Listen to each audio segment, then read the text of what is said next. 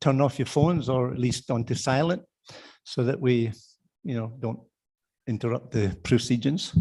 When it comes to the question and answer forum, Karen will, if you could put your hand up if you've got any comments or questions to us, just please put your hand up, and Karen, aka Madam Secretary, will be coming around and hand the microphone. That way everybody on Zoom gets to hear all the comments and questions and responses as well.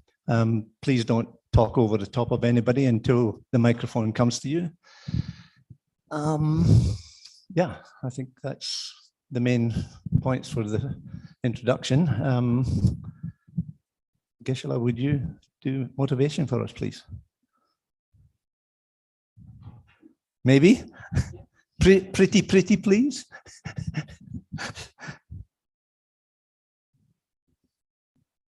Oh, wait a minute. I might just introduce on Zoom, the lady on the far right is Pema. She's in Dharamsala or MacLeod Ganj, and she's Gisela's adopted niece. She's kindly offered to do the interpretation for Gisela today. Hi, Pema. Nice to see you again.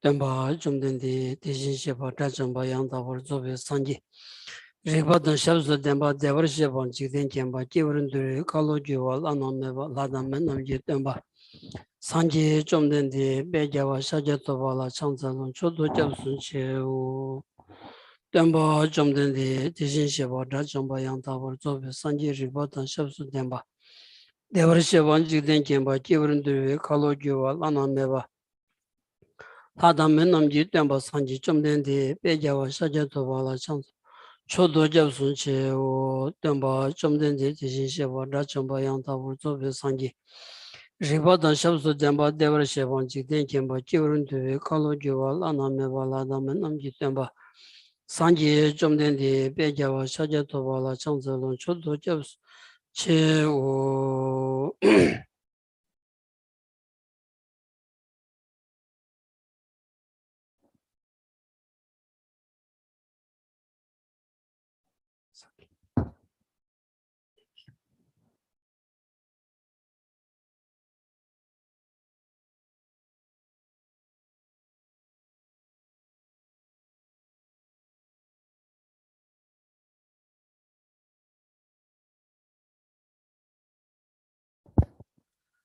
Good morning, everyone. Good to see you.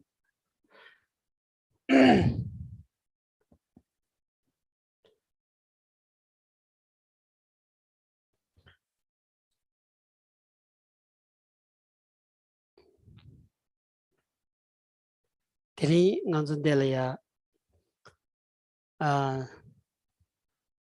mixing Zombatelia and Nintawan in some years. Hold on. Hello. Gisela would like to welcome everybody gathered here.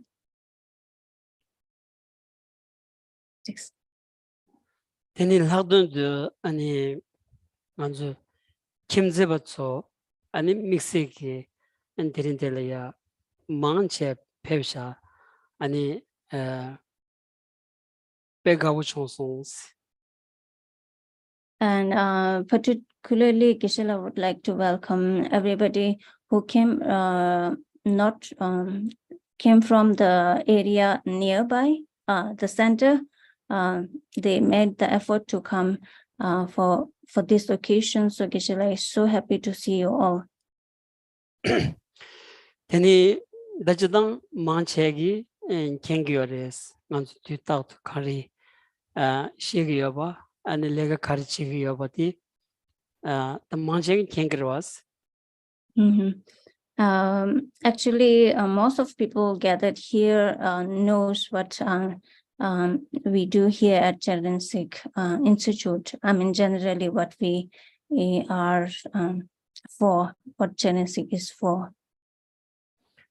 Teni lagdun de ngarando jiki namju samlo tang do di tangan double digyanza ani ngege samlo tang ba ina ani chi lomba de la nang lo ya sam tang ya lega che ba ina ya lomba di nang lo ya so ani chi pendo yong ya chi ten gyurumbu chi ra lo ching ni zamayin ba lo ba jata ne jata pa chi ani pendo yong ya ki shita chuk tu ba ina tadi yagburo samni an lega tiche digiyos.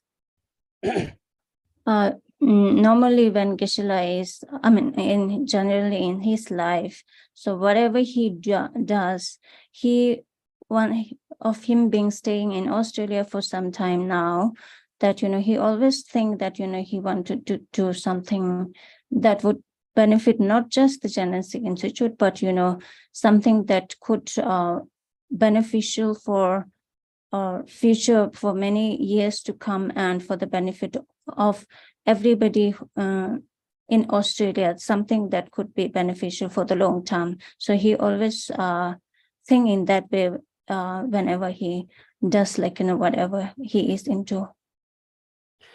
Benangarangi ngaje sa lombala ngebachi ane lega che tuya samlo da ngaran lobjon chesagi Gompa ben jagal hojo thabala ngebachi mixe roba che do tindi tolange onis ane samutang mes ngan del degi yabanza ngin dig lomba dinalo la ya lomba dig melaya ane chi pendo chi goya di ngaran kabog lega ya samni nge samditan ro degi yes.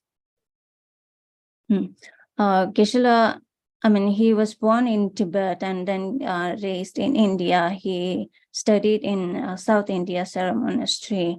He could have thought that, he can do something that might be beneficial, that he can do back in Tibet or rather in India. But instead of, thinking that way, he thinks he wanted to do something that could be beneficial for Australia and Genetic rather than back in Tibet in India, because currently he is in Australia and Australia is where he is now. So because of that, he prefers to do something beneficial for Australia and Genetic Institute. Diangegi kani she shabat samaimba kanzu shimju cheba nange ngande len lo gel house draw yore ti ring la ya ani nge lega che tang tola ya kanzu shimju cheba na dende ha ku to ya chi re samguyos. Geshe-la thinks that many of you know Geshe-la already for about 8 years, and whatever he said just now is not just speaking for the sake of speaking, because many of you might see what Geshe-la has been doing for 8 years, so that could be a proof of what he is saying. Ninza the kazinga jagala dores chida nganzu de chozo yore Gompa chida yor da ina ya chi chozo di pa gyurumbu jilaya chak chubu yagbu yong ya da anchi Tawan jemba dindiji yong ya Tawan jemba sna ha kosare dindiji yong ya gi chedu sugla khanchi chona sambige ani sem nang lo la ya the lokashi losum shimens droyore nisem na diyo shizongi and ditolaya taji legachiaji and goch somgi yores. It has been now about 3 years since that Geshe-la envisioned to have a proper traditional style Gompa in Genetic Institute. But Geshe-la doesn't mean to say that whatever Gompa Genetic has is not good enough. But he thinks that having a traditional style proper Gompa feels that it will be beneficial. The dindiji to by now. Lord Jata Mamburilaya and Chinganzu Mimambu Shujilaya Pendo Chituyagi Shizajik Chagris Yashijatama Chagris Garanti Samguyus. Geshe-la feels that, if we are able to, complete this Gompa project, then this will be going to, benefit many people to come in, many years to come, like probably like, 100 years down the line. So this will be the, source of benefiting others, so many to come later in future. The Dioyak Chedo Nanzu that Sugung Tony Suzuki Gamnilia Pena Lamakunjosumlaya Sotavia Suzuki Zavilamalaya Ani Javachia Duzo Kichishu Chagwares. Now, Geshe-la says that, it is like, in our daily practices, in the course of our daily practices, like, taking refuge in front of three jewels is like, something that basic that we do. It's like, important that, that we can't miss in our daily practices. Teninibadi Nanzu Maranzu Chuzoki Mekang Yabadi Doza Chigdichin Lega Chigoyatang and Haldun to Tajik Manzu Kimzi Toro Laya and Karsota Nyamruchini Manzu Lega Chigoyadi Pemasiva Kitchen Chagadus. And secondly, for the project, Geshe-la feels that, it will be very important for to bring a communal effort so that, this project is successful, like, everybody contributing in their own way, making this project as a communal project rather than, just few people taking the project. So it should be a communal effort. Is a lega chingingi cheyungure and Gabgur chingingi injimi delay Gabgur cheguadi Pemaseva Kishimurashas. The project team, the project manager and the team will take the lead of, carrying out the project, but, have everyone supporting, giving background support or whatever in their own way is very beneficial, so that, it will benefit the project team to carry out the project smoothly. Pena cousin on the Gagalandroni on the Mahumbi Chuzokita Chavatamji Legru Yachedu on the Chumbu Mulam Shubaras. For example, back in February, March, project team and Geshe-la went to India and did a lot of preparatory prayers and offerings to remove the obstacles for the success of the project. As in that way, the project started. When a cup to do Dovena, Be massive Satsubu Yabu, Yonya di, and in Drongan Pigil and Dro, Kalegab to Zutan, and in Dini Shande Pungi, Shande Pu, two Siondi, Manzulega de Satsu shows chansons.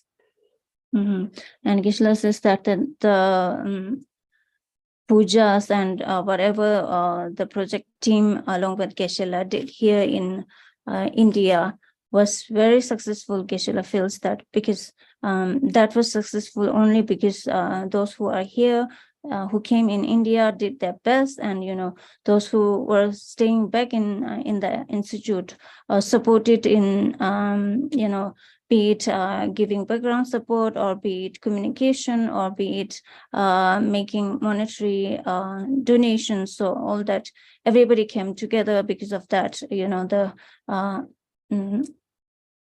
puja part of the project was very successful. Dinza penangan juta so jawaram jin je goyati jawaram jin je tu yores jawaram jin insan kan shuk goyadi yitoni ya shutu yores shubanan shingi jawaram jin pe masiva tu ni nansons. And during their visit, they were fortunate enough to see His Holiness, had an audience with His Holiness. So at that time, the best thing that could happen was that, the team were able to inform His Holiness about the project and also given a written update, or kind of update about the Gompa project to His Holiness, and His Holiness was very happy with what we are doing.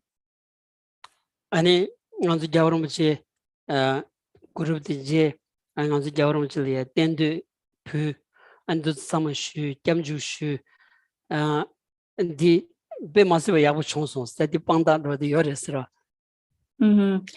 So we updated about the project to His Holiness, and then we were able to make offerings on behalf of Generosity to His Holiness. So many of you must have seen the photograph as the proof. So it was very good at that time.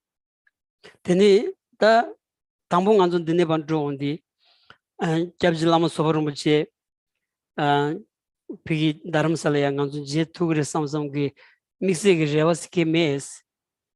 When we started from Chandrasekhar for India, there was not much of hope or realization that the team would get the opportunity to see Lama Soparinpoche in Dharamsala. And dindijlaya sonju kenzam dlaya Lama Soparinpoche pegures and nganzu and the kovada semnalala ya pe masiva gantor chimbu chonsons. And when it was about to start, when His Holiness teaching in Dharamsala was about to start, so the team, project team, heard the news that His Holiness, Lama Soparinpoche will be in Dharamsala. So that made them very happy. And Lama Soparinpoche gonda. Lama Soparinpoche pigilaya pebi nimone chene ra the konzo tanda kolendang Kevin and Robert Kunzusum and then Nebulilla, Dendishu and Drevis sort of chayores. Payuni in a Dilinich in Dharam Savardo, and Robert da Kaveni, Lamasorum Chigta, Namdu in a Chiwacha, Odus in the Periores. The situation became like that. That Calvin, Colin, and Robert must have been came from Genesis Institute to specifically to escort Lama Soparinpoche, because they were in Nepal, and then from there they were in the same flight from Nepal to Delhi, and then Delhi to Dharamsala. So it was so auspicious. It became as if they went to escort Lama Soparinpoche from Nepal to Dharamsala. Tennis on the Peshi Nimatak Ganzo Lama Soparinpoche, the Jeji. Since then, they were in constant. They were able to see Rinpoche every day and in constant contact with Rinpoche, Lama Soparinpoche in Dharamsala. Ane Rinpoche gi kalab kicheshu di ngaran gi sam nalaya lo deshu di karna sos shubayna kerang kolong di namba tabayinza karina digdogres nga disong songs. And the most touching and touching advice that Rinpoche gave to Geshe-la was that, Rinpoche told Geshe-la that, whatever you do is going smoothly or becoming successfully, because it's just because that you have such a pure intention.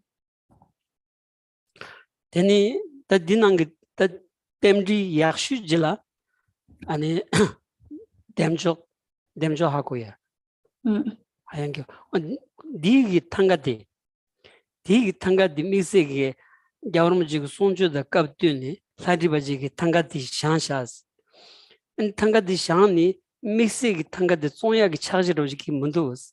In a Yagi, Taribadela, Uzukan, Kuchi, in Jimmy Karan Tangadi, Ngalaya, Sonshara cheese.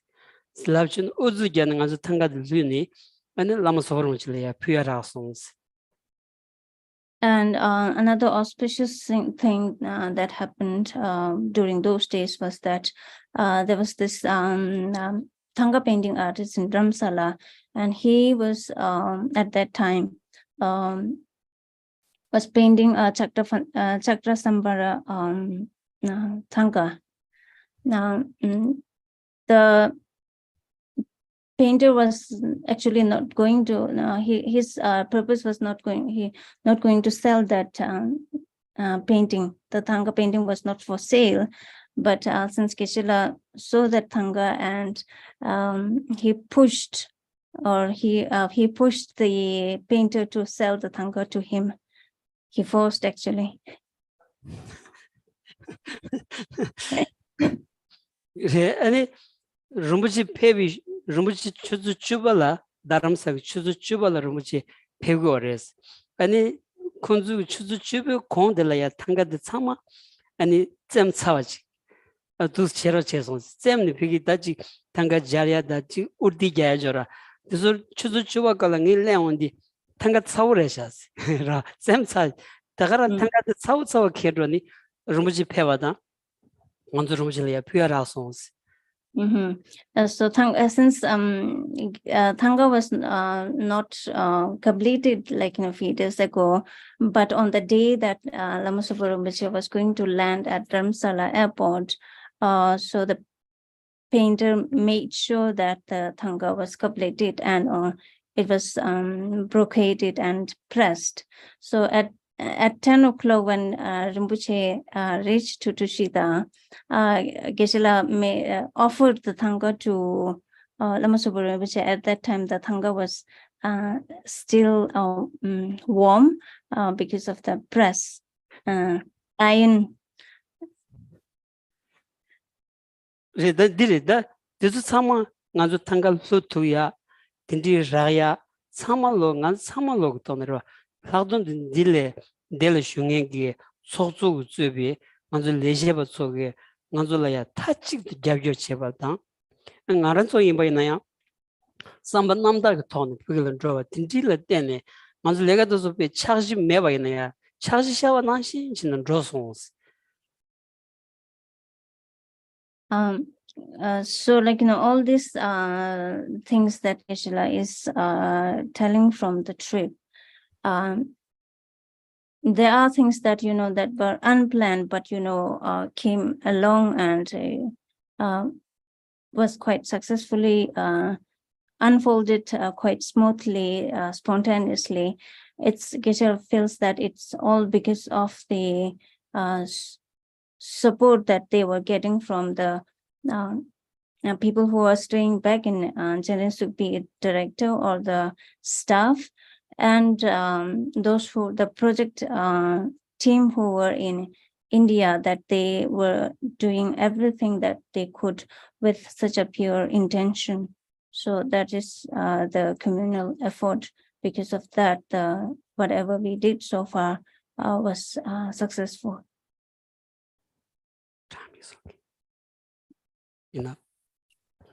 Ani that ni odir that tsuri that dinima ani Rumbuchi ani Karson Yume ani Nyen Yore ani that deep paralaya ganzo that Legamambu Cheyore Dizo ani Kunzugi Kegul Mugu on the Chancelaya, see which in water chambers. Okay. So yeah, Geshe-la would like to keep it short and conclude here. And there is a video message from Lama Subara Rinpoche that you all can see. And also there are so many other details or other stories from the trip to India. So you all can listen it from the project team, Calvin and Colin and Robert, without having to have that translated. 아니 니나니다 연템디 개치슈질이야. 아니 더 조름 뭐지 때 사제도 있고 미터 시점바지 샹야기 차지 요새 라마소르 저 시원 시종기 로무직 다페 마시바 야부레 텔레안 로송 카드 드로드나 아니 녜난고스 로무직 디송송스 Another auspicious thing happened during the trip was that there is the plan to have a 4-meter Buddha Shakyamuni statue for the Gompa, for the new Gompa, and Geshe-la had the opportunity to inform that about that to Lama Tsogpo Rinpoche, and Lama Tsogpo Rinpoche was so happy and he rejoiced for this vision, and he offered whatever expenses may come for that that statue. He would like to offer that, so he offered the cost for the statue.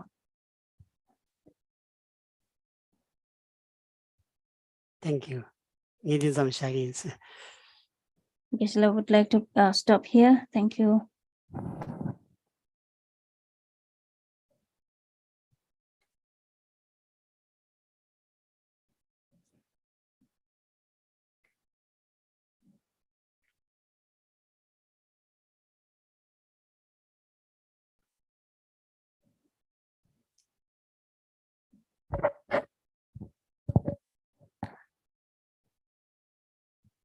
We're now going to play you a video message from Lama Zopa Rinpoche that we recorded at Tushita Center when we were in Dharamsala with him.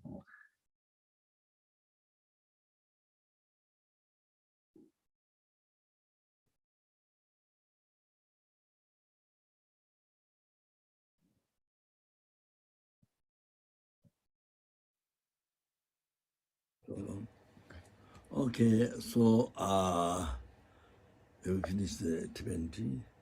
Geshe I like very much. Okay, all right. Okay, all right. Then, okay, now I make short, okay? So, Kasure. Okay, 3 years ago, Geshe had the idea of the Kasure, good idea. He went to see in Australia, Vietnam, Chinese. He saw many temples, very well built, well elaborate. So there's no Tibetan temple. So very sad. So he so good idea of Tennessee should build the Tibetan temple. Temple, not just house.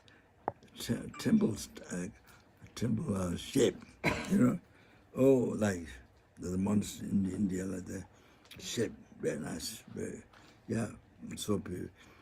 You know, just by seeing people get the devotion, you know, so that and create cause of enlightenment, just by seeing. So like that, Geshe thought this idea for 3 years ago, and then. Recently, so I met the Hello. Calvin. Calvin. So we spent I spent quite a bit of time with Calvin. So Calvin's I don't know how to say. Extremely good human being, kind, good human being, even though he didn't get to study Buddha Dharma yet, but his mind is extremely good. So then by learning Buddha Dharma, then there's so much to be kind to others. Then, sorry.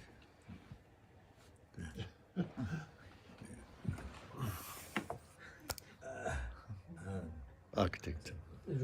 Robert. Not rabbit. Not rabbit, Robert. So again, it's old student, I think, and it's very, very, very, very,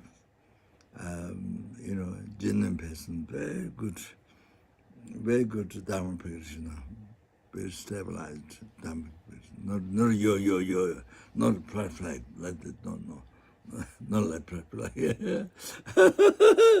So it's really very good. So the motivation, then they had really who would build this monastery, where you should know, in Australia, or Italy, also we have land. Many years ago, we got permission to build a monastery. And that was historically the first Tibetan monastery in Italy. So his sons came there to bless, and so they also plan to build a monastery. So recently Abbott, more difficult to find Abbott, and so recently Gompa Abbott, there was one monk from Kampong, Tibet, to learn Nima, and he did accept, but his sons want him to work for his sons, and his son said, "Go to Singapore, check everything health, then come to Prabhupada to work for his."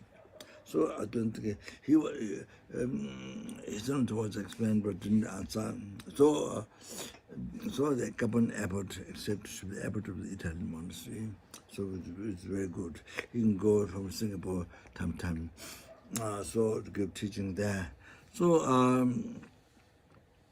now I'm talking historically, first time Tibetan monastery did. So the first time it is historically the Tibetan monastery in Australia. Wow, it's incredible. So it's incredible. So there's so many people in the world, they come there to collect Christian cause of enlightenment.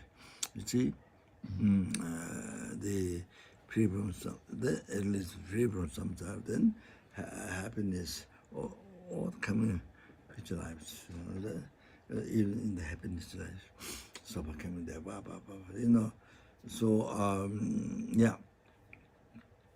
devotional Hasure, the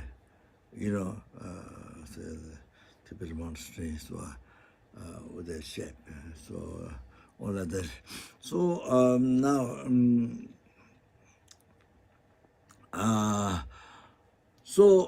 like this similar structure, the benefits. So you see, by building the monastery, how many atoms the monastery has, temple has. So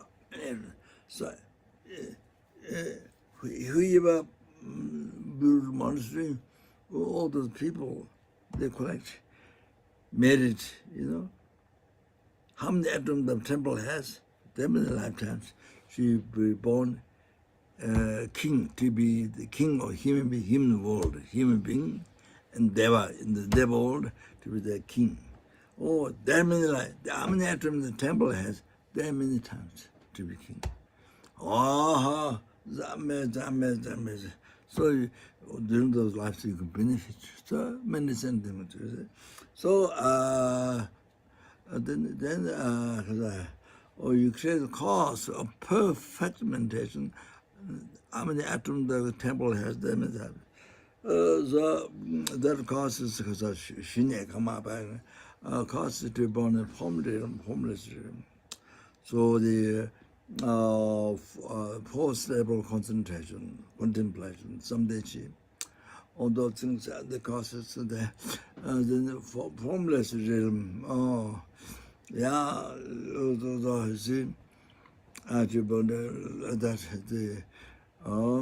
causes to each of those according to the atoms of the how many atoms that temple has. Then how many atoms? That many times you could cause achieving Arya path, the wisdom directly perceived Arya path. Wow. Then the enlightenment. Wow. This is a clear cause of enlightenment. How many atoms the temple has? Wow, amazing. That's the essence. I'm talking about the essence. Wow. So, Laudo Monastery, listen, Laudo Monastery, people in Solukhumbu, they come to help.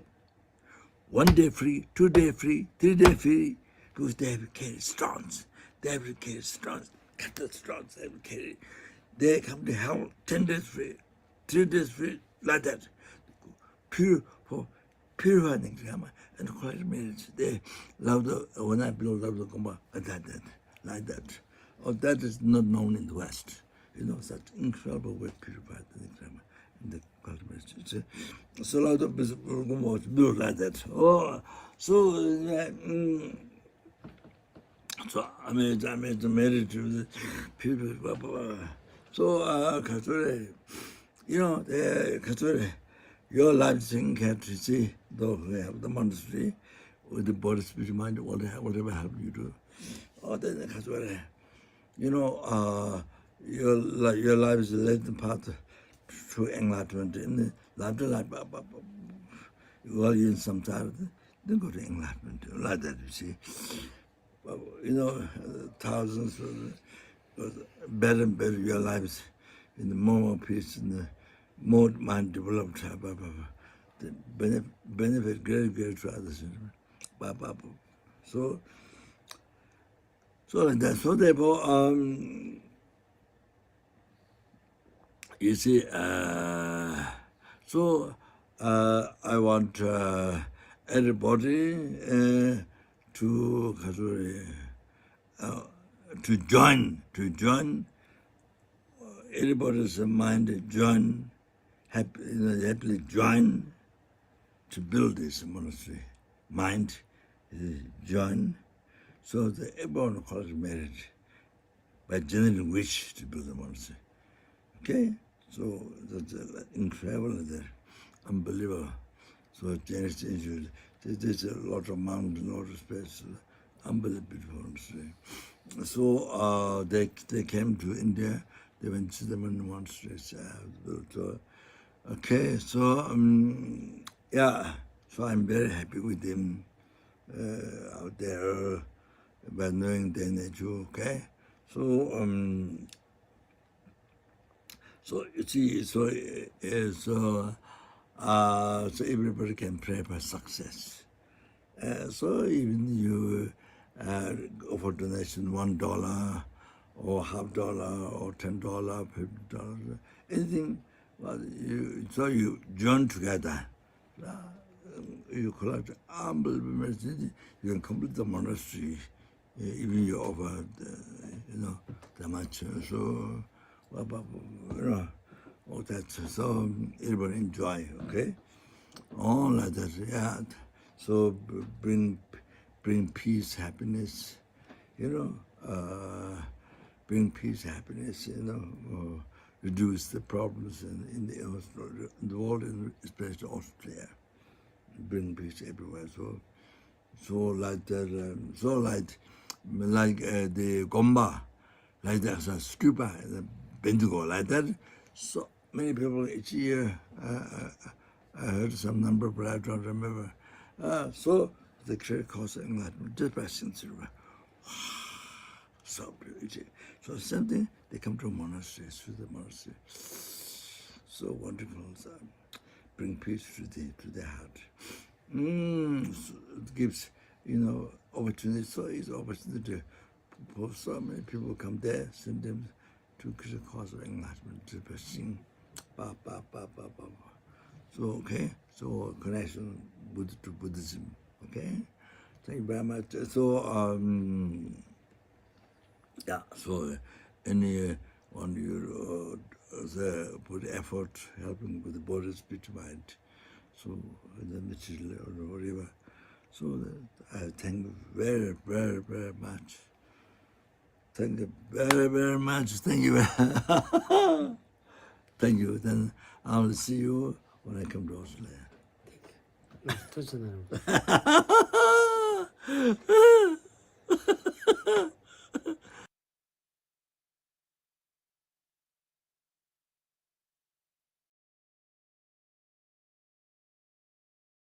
Sorry about that. I had turned it on to silent. I don't know why it still made a noise.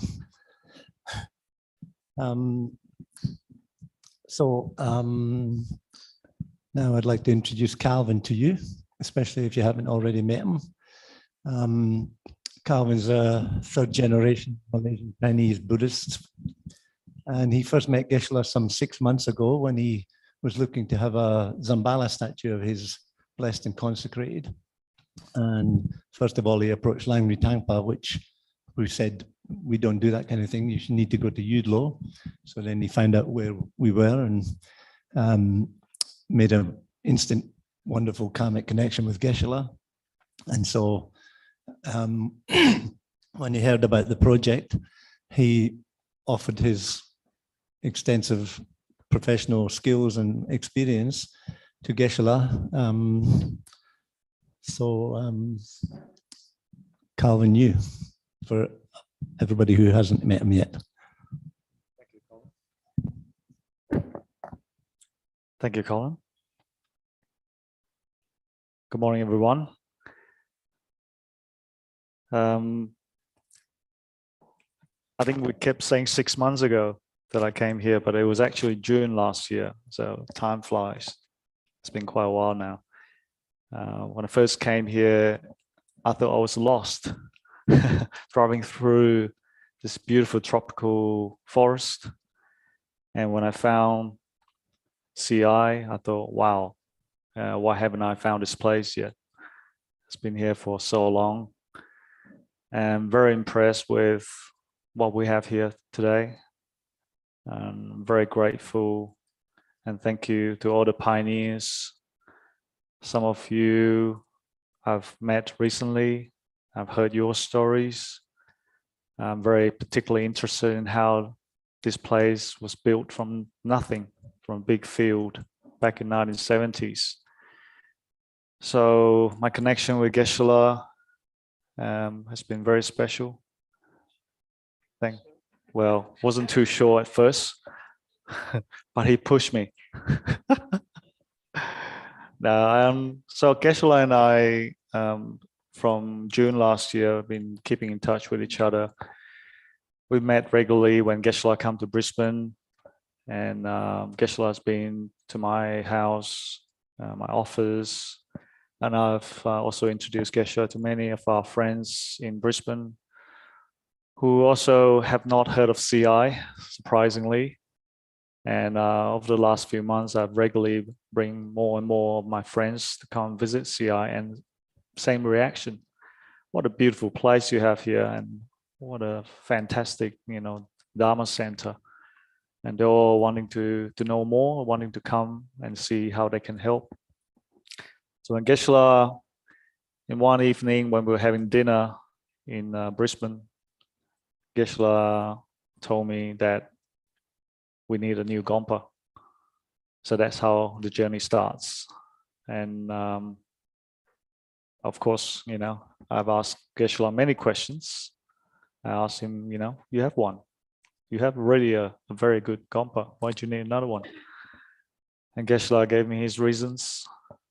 And the very next day, I, with very little sleep, got really excited. I just wanted to come up here and I want to do some work, do some homework, shall I say. I came up and met with Colin, our chairperson, and I asked Colin of his opinion. I said, Geshe-la told me last night that we needed a new Gompa. What do you think? And Colin just chuckled and said, well, we have to tell Geshe-la to slow down. We have to finish the Land of Master's Garden first. Anyway, so Colin then took me to see the block of land that Geshe-la has in mind, which is behind his house currently. When I got there, it was a beautiful land, beautiful piece of land, fantastic view, with a hill backing us, with a panoramic view in front of us. I might just share this with you now while we are talking.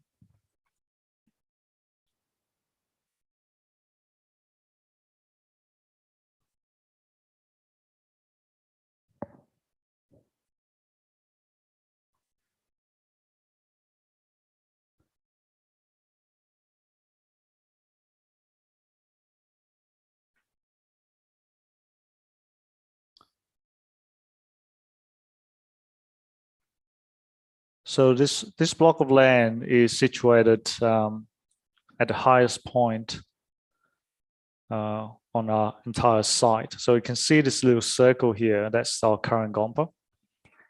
And currently to access to the top of this land, we have to go through Geshe-la's house to come up here. And as you can see, it's a relatively clear block of land, not many trees at all. And when you're standing looking east, this is the magnificent view that you get, the panoramic view looking towards the sea. All right. I mean, I instantly fell in love with the block of land, and I thought this is fantastic to be, to build a new Gompa here. And subsequent to that, so since November, I have also met with the executive of Chinese Institute. I met with Ruby, Adam, Haley, Karen, Matt, and also I have had the opportunity to meet with many of the pioneers who are here, who helped to build this center since 1970s. And I was particularly interested in their point of view as to where do they see Chinese Institute? Why do we need this new Gompa? Because for me, my background, I've worked for many years with KPMG. Started with KPMG in London. I moved to Australia in Brisbane in 2008 and continued to work with KPMG. And I've been having the fortune to work with many complicated projects around the world, a lot more complex than building a Gompa in Chinese Institute. But I guess it's my professional training that require me to do the due diligence, asking the questions, checking, what are the risks, what are the opportunities, and how then we find the solutions to overcome all the risks and the problems and to deliver and complete the project. So that's the journey that, we have to go through. And this could be a multi-year journey. And I will share with you now our proposal, how we see this project will be completed. Now, Geshe-la and myself, and also with Robert Neal, who has many similar projects under his belt in his professional career. He specialized in building, temples, monasteries, not just for the Tibetan Buddhism culture, but also for Vietnamese culture. So with the help of Robert, Geshe-la was able to communicate his vision of how he sees what this new Gompa may look like. So over here, in summary, the building will have Tibetan style, and it would also have multiple levels, similar to this, except that it will be at least twice the size of this current Gompa. So starting from the ground level or the basement, because some part of this building will be actually inside, in the ground, because of the contour of this land. When you get up there, you see what I mean. So on the ground level and the basement, you will have retreat accommodation. You have amenities such as laundry, kitchen, and there will be storage room, and also very important, it will have a limited number of car parking spaces.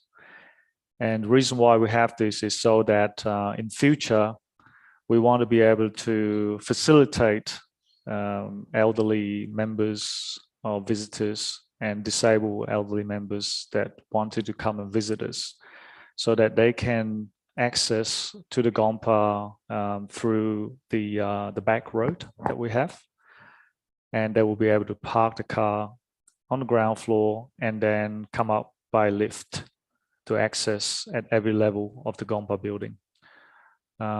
And of course, from discussions with many pioneers, I see that that's been a very critical issues for us in the past and currently. Many of them are finding it very difficult to come and visit us because it's not very user friendly for elderly and disabled. And so this is one of the critical things that we need to address.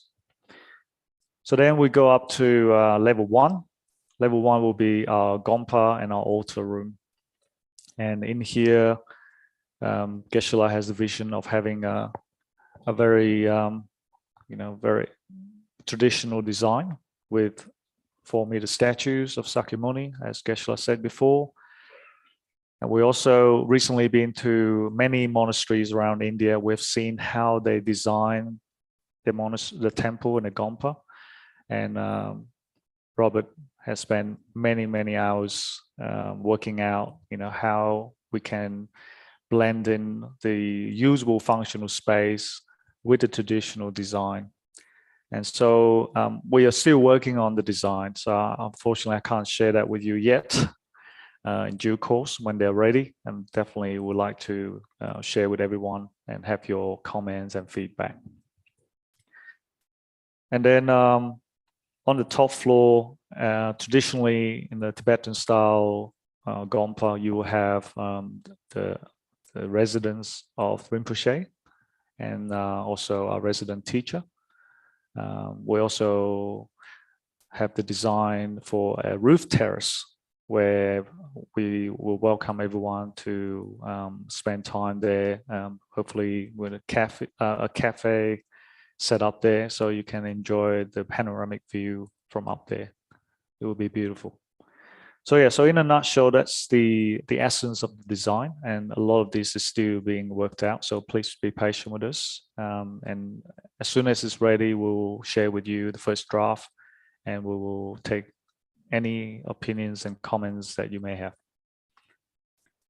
So in terms of how do we go from here to completing the project? So in the proposed schedule and master plan, in building the new Gompa, obviously, we also need to upgrade all the connecting amenities to the new Gompa. So we're guided by a number of very critical principles. So one is that we do not cause disruptions to our existing operation. So we want our Gompa currently still be able to have teaching. We want to make sure that people can still come to the cafe. We want to make sure that, as much as possible, the noise and the dust do not interfere with our living community here. And secondly, we want to make sure that we upgrade the current facilities, such as the access road. We may have to build new road that is more user-friendly to lead us to the new Gompa. And we also need to cater for, for example, a new toilet block. And also we want to make sure that our existing accommodation is also able to cater for more people to come and stay and do retreats.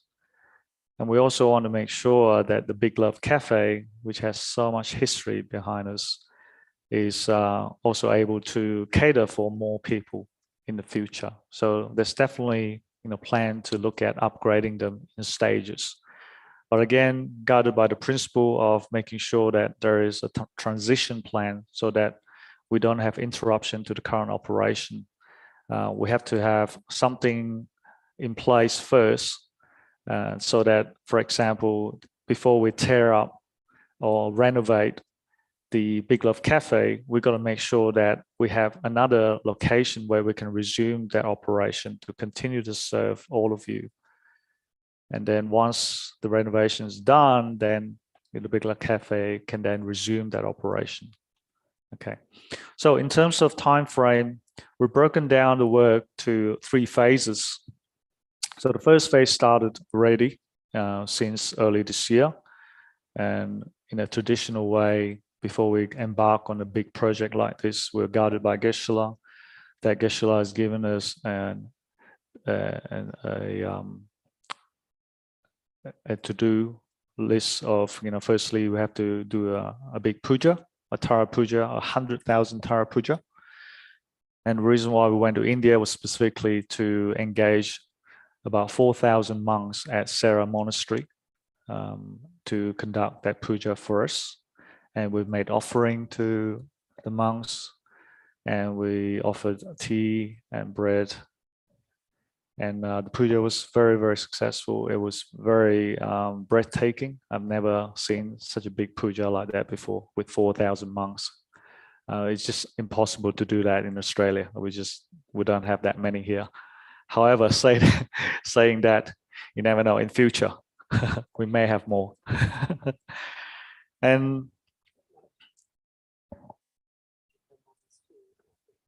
yeah, so the puja was conducted at firstly in Dharamshala when we were in Namgyal Monastery. Geshe-la was able to arrange a puja to be conducted inside His Holiness Dalai Lama's temple. So it was under very strict security, and it's very special. This is such a special event to be able to do that. Then we made offering to Namgyal Monastery for conducting the puja, and then we also made offering to His Holiness Dalai Lama, as Geshe-la mentioned. So now, just back to the schedule. So from February to December 2024, most of the work is really around preparation. So, for example, Rob and Geshe-la is busy designing and finalizing, his vision of how he sees the Gompa and what are the critical parts that he wants to have. And also happening at the same time, we are consulting with the government, and also the stakeholders. The government, in the form that the local council, the Sunshine Coast Council, is critical in our success. We are engaging with them already in this process. Next Thursday, the team from the Sunshine Coast Council will be visiting us. They will, want to come and see what the center is all about. Many of them already heard about us, and some of them have never been here, so they're really excited. They hear from us about what we are and how we want to do this project. They're very excited how this could contribute to the local economy and bring tourism to the area, and especially with the vision of Olympic Games just around the corner. 9 years seems like a long time away, but when you start planning it, it's really critical that we start all this work now. And amongst the very critical stakeholders that we need to also engage with are our neighbors. And the neighbors have been here for a long time, and they are a very critical part of our Chenrezig Institute. And Geshe-la have just come back from India yesterday, and at top of his list is to go and meet with the neighbors, and like what we're doing now, wanting to share the information and his visions with the neighbors, and wanting to hear their comments and if they have any concerns that we could address.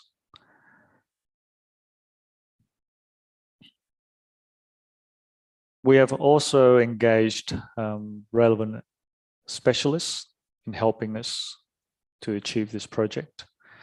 The first very important person is a town planner. A town planner's job is to advise us to get the approval from the government to meet the government's requirements from all the town planning rules and regulations. We've engaged a gentleman by the name of Jeff Nichols. Jeff is a very experienced town planner. I have had the fortune of working with him on a number of my projects in the past.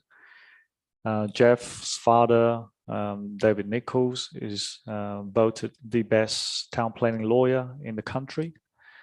So we feel confident that we have the best people assisting us, And we also need more experts to come on board as and when it's required, such as engineers, ecologists, and also builders eventually. So the process of getting and engaging with the government is a very long one and complicated one. And I've had the opportunity to be part of that experience in my previous projects. And also the people that we engage will also have that kind of experience. So we feel very fortunate that we will be guided by the best people. And I don't expect that we will be starting to build anytime soon. Essentially, I would say the best case scenario will be early next year, if anything, if we were going to start building. So this year's job is really about, preparation, engagement with the government, our stakeholders, finalizing the design. And of course, a very important part of this is the fundraising as well. So if we have our way, we start building early next year, we expect that we should have the external structure to be completed in 12 months' time. And so that would take us to phase 2, which is January 2025. In the previous 12 months during the constructions, to be prudent, I think we'll be very lucky if we can finish the external structure of the building and prioritizing on finishing the Gompa hall so that we can actually start using the Gompa and the altar. And then come phase 2 in January 2025. And for the next 12 months, we will look at finishing the different levels. So we look at fitting out the apartments for Rinpoche and for Geshe-la, and also having, it fully fitted so that when Rinpoche comes, he will have the benefit of using the brand new apartments. And then also looking at fitting out the ground floor, which is the accommodation, the offices, the meeting room, the kitchen and storage and what have you. And then we'll start to also do the landscaping around the building, completing the footpath and the decking, all the necessary, work that we need to complete the structure. And then finally, phase 3, this is when we will then start to tackle the existing facilities that require update or renovation. So I mentioned about Big Love Cafe. So when we come to renovating the Big Love Cafe, we will resume the services of the cafe to offer food and drinks at the new Gompa.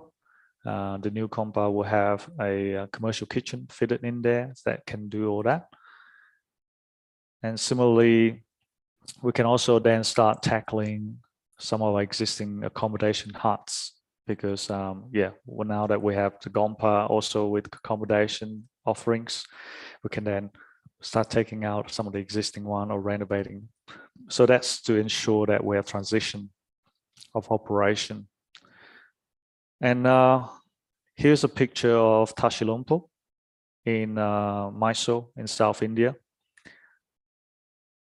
So this is a concept of what we're looking to achieve. Now, it may look gigantic to you. The concept is similar to this in that it's multi-floor in traditional style. And it may not be to the same size as Tashilompo today, because we have a fairly limited space up there. We only have about, I think, 5,000 square meters that we can use.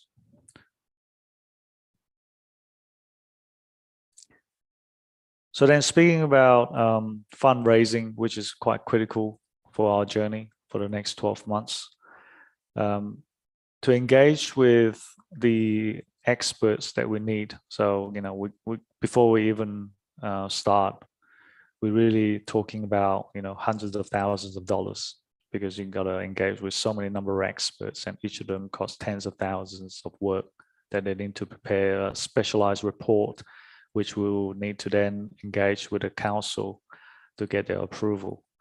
And also, a lot of incidental expenses that will require in in the project preparation.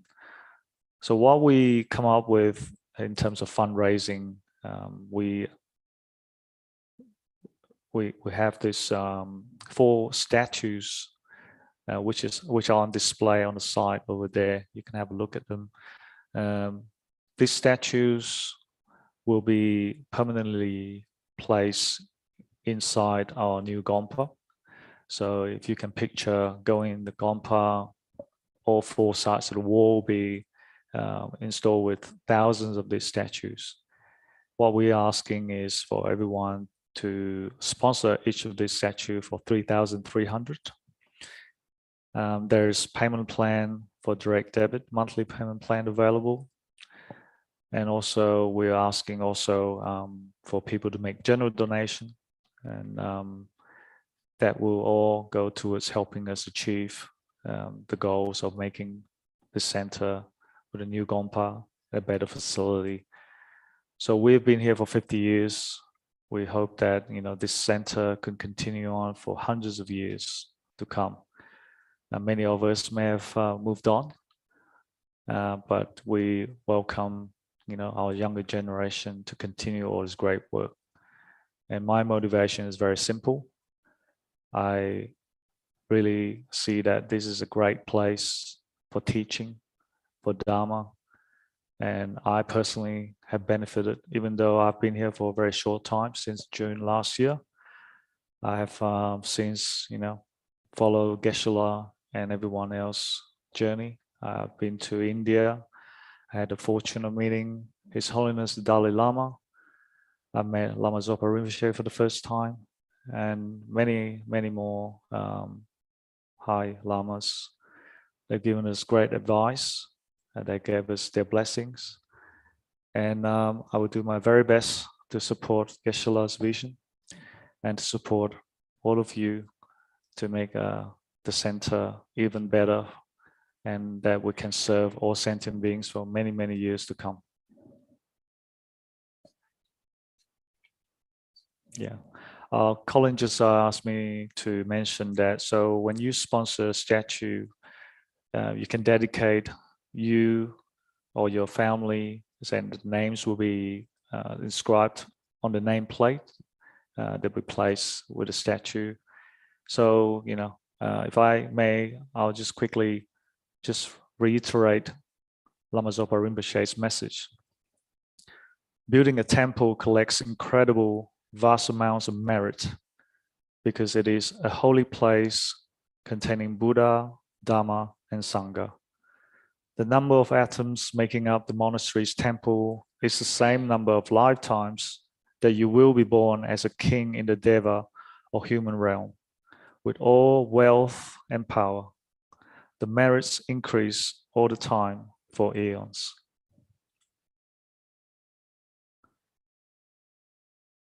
Okay, so I think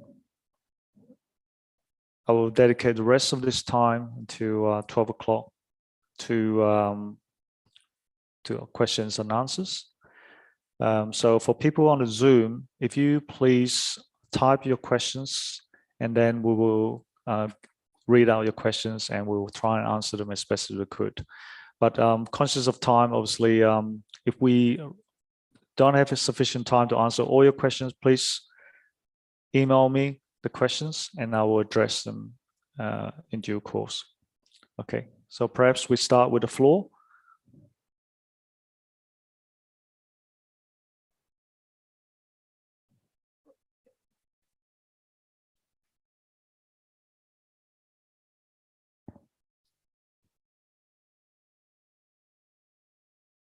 Is this working? Yeah.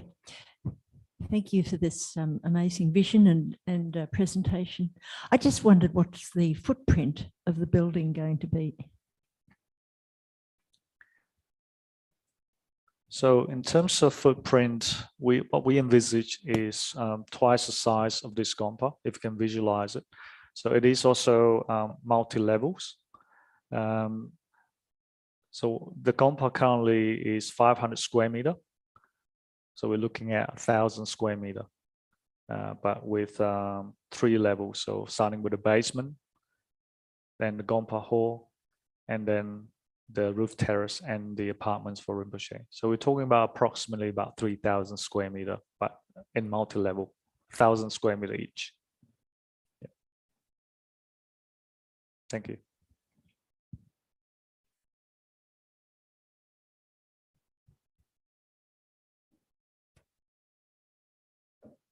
Okay, so I'm gonna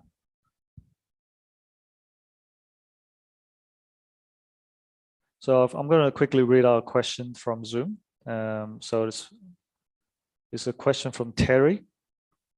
Will the local Aboriginal community be appraised, consulted about the project? Yes, absolutely. So it's also a very critical stakeholder to us, the Aboriginal group, and we have previously had contact with the Aboriginal group already. So absolutely. Question from the floor. I know it's early days, but any idea on budget? Yes. The estimate that we have currently obviously is a bit difficult. It's a bit chicken and egg. Like, you know, you got to know what you want to build first before you got the cost. But roughly based on just a square meter cost. So we're using the Australian index in Sydney to build a commercial building. So being like the most expensive, being prudent, we're talking about $3,000 per square meter. So if you imagine 3,000 at 3,000 square meter, we're talking about $9 million. But that's just for the building itself. Now, of course, we're going to allocate sufficient money to building the road, the footpath, the landscaping, and also the internal fittings as well. So roughly speaking, we're talking anything between, I'll say 10 to 15 million. And are you going to go through a normal tender process for the building, for the builders, or? Absolutely. Yeah, absolutely. And we will definitely have a very competitive tendering process, and we want to find the best builder to help us with this. I think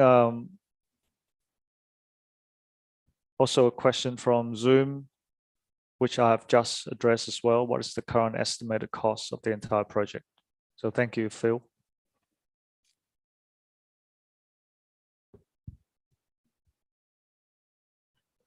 Thank you, Calvin and Geshe-la. You mentioned road access. Obviously, that's a big issue.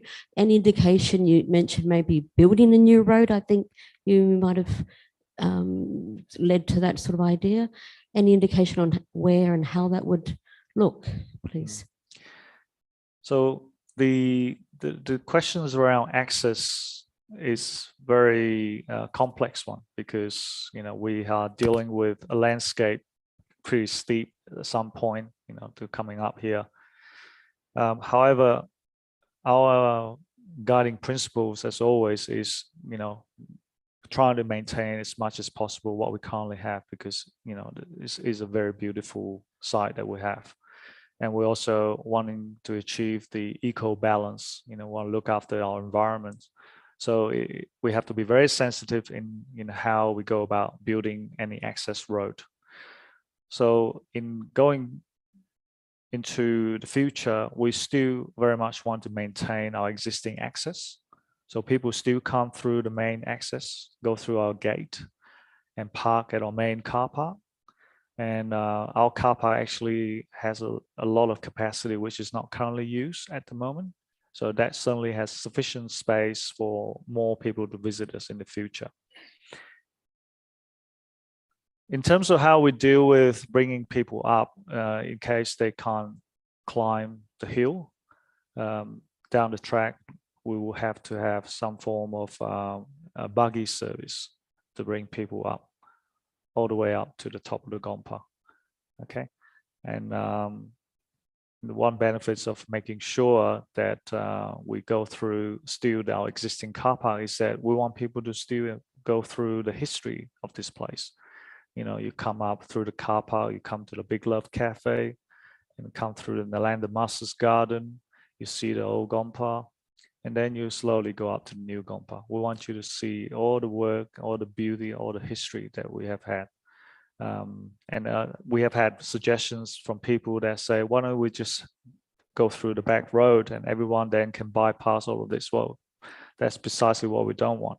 We don't want people to bypass our existing facility. We want people to still come through here and be able to enjoy everything that we have to offer, including the garden enlightenment.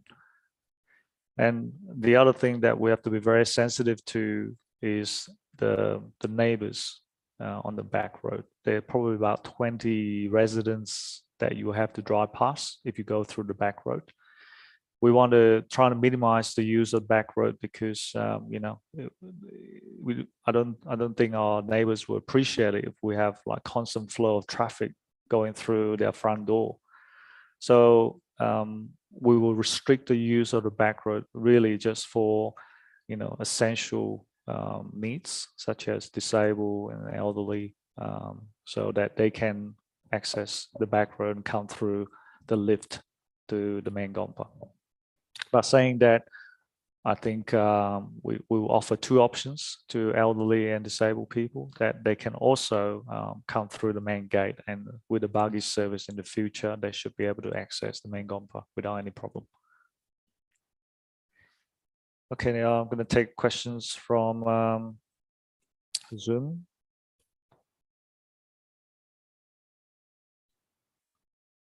So questions from Chris.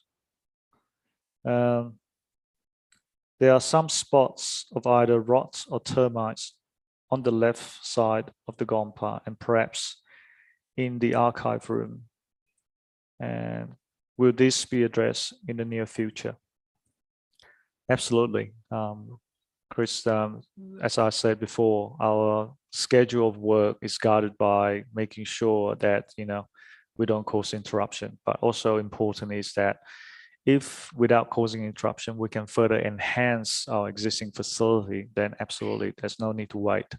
So as part of phase one, you will see that by September, we should have a new toilet block or renovated toilet block, if you like, next to the Big Love Cafe. That's one example of why we need to prioritize certain things over the others.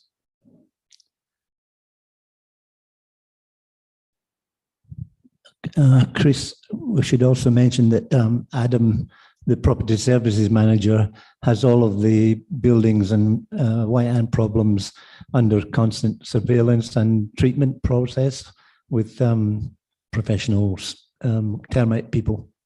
Thanks. Let me take a question from the floor. So, yes. So during construction phase, are all the trucks and equipment and stuff going up that back road? They're not coming through here, I assume. Yes, correct. In assessing the site for the new Gompa, we have had a number of considerations. So Geshe-la and the team have discussed, you know, selecting the best site, including looking at renovating this existing Gompa, you know, being one option that we considered. And one of the reasons very quickly that we realized is the challenge in bringing construction vehicles to do work here is going to create a lot of hassle for the existing facility that we have. And firstly, our road is very narrow, and it's almost very difficult to do that. And that will drive up the construction costs, of course. And that's similarly when we consider doing the project on the land above us, we realize very quickly that there is this benefit of the back road, which the big trucks can access. So yeah, so in terms of accessing, it will, for construction vehicles during the building phase, they will have to use the back road to access it.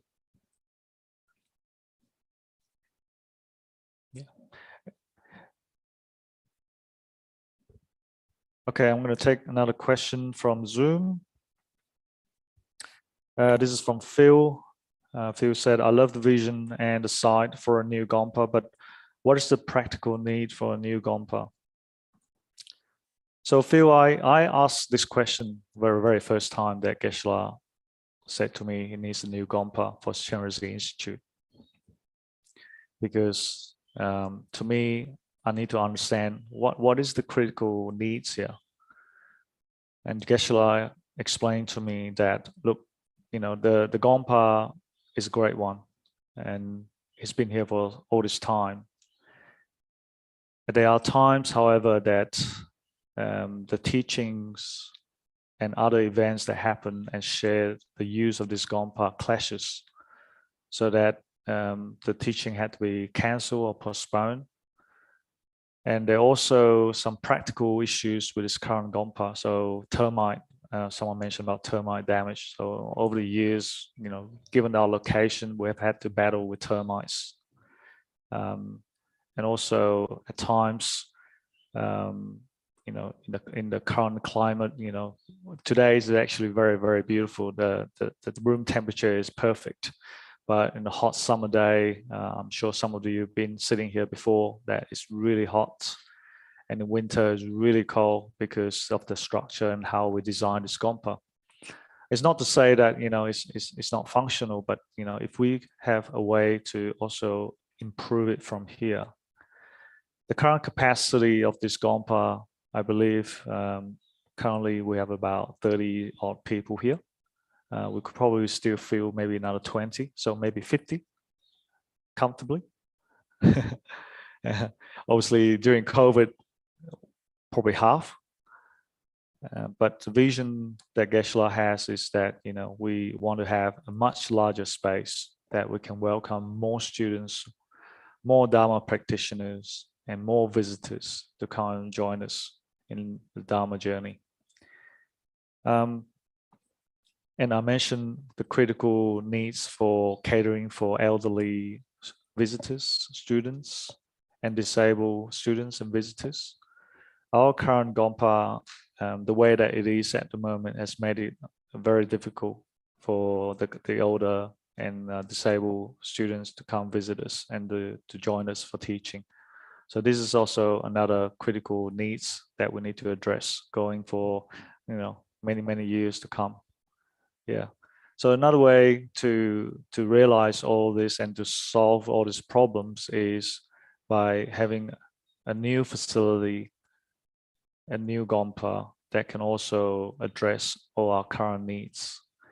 Now the old Gompa is beautiful, it has all this history behind us, has been blessed by many High Lamas, including His Holiness in 2011. It will always be here and we'll always maintain it. And going forward, we'll have 2 venues and we can run more program, you know, concurrently. A question from the room? I've heard reference a few times so far to the back road, and I'm assuming that you're referring to Upper Rambit Road. Yes. So my concern there is being a resident that lives on Upper Rambit Road, not the back road. What you guys will have in place for a significant upheaval to residents along that road when you've got many trucks up and down there routinely and potentially a lot more traffic. So whilst I think it's fantastic what you guys are doing and spreading the Dharma and developing people further, that's my concern. Yeah, thank you. Yeah, absolutely. That's our concern too. Sorry, I didn't catch your name. Craig. Thank you, Craig. Yes, we definitely realize that, you know, this is going to cause some interruption particularly during the construction phase. And we definitely like to, you know, meet with all our neighbors and find a very practical solutions to this. And it seems to me that there are ways that we can try to alleviate the disturbance to the neighbors.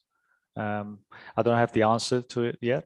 And I really like to engage with you and all the other neighbors to find a common ground that we can help each other to achieve this.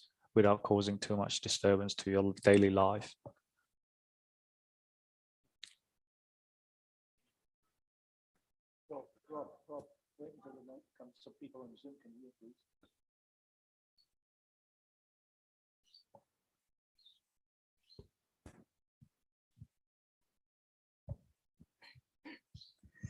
Thanks for the question. Just to add to that, any approvals from council would condition restricted hours of operation of any noise generating trucks, etc., to minimize disruption. Yeah. And looking at the design as much prefabrication as possible to really reduce the time of construction. So there's some good ideas around that I've got, and yeah, so thank you, Rob. Big concern. Yeah.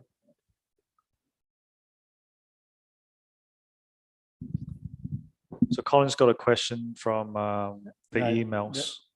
There are actually more comments from people who emailed me who couldn't be here either on Zoom or in present today. One is from Rob Foster. Hi, community. Apologies for my absence today. We have some family health issues that have needed my full attention. I want to take this opportunity to offer my full support of the new Gompa Centre redevelopment project. This is a wonderful opportunity for all to preserve the precious teachings and lineage. I also wish the project management team the very best in their efforts over the next 5 years. I want to acknowledge that some members of the committee may feel fear and stress at the thought of such an undertaking and substantial change. Some members may feel the effect of excitement and euphoria at the thoughts of future successes. Both elements are best managed with a dedication to seeking absolute clarity in all decisions and relying on best processes and practices. The Oversight Committee has a crucial role to play in ensuring the safety and best interests of the centre is considered in each step of the project. I wish you the very best. There are two areas I would love more clarity on. How does the funding of these projects occur without affecting the current requirements of CI operations and viability?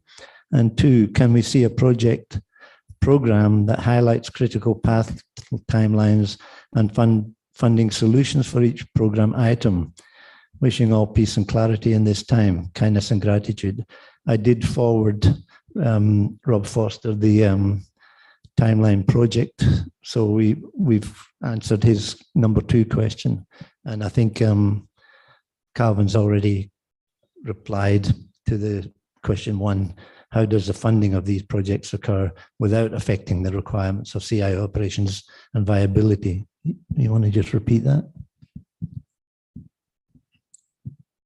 I also have another question similar to this, in that this is from Zoo on Zoom. Where are the funds coming from, and how much would we be borrowing? So,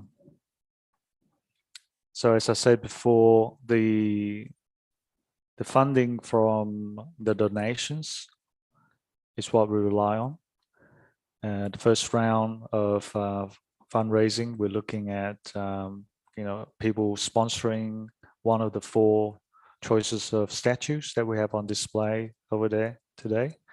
And I also like to share with you, if you go to our website, there's a tab called Future Vision.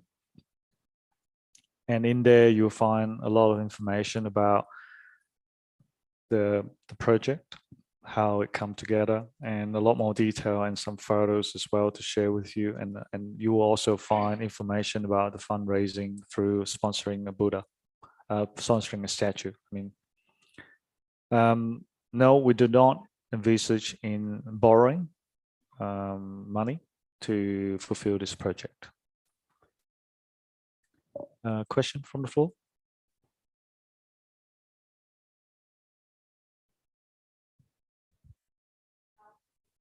Is it on now? Thank you.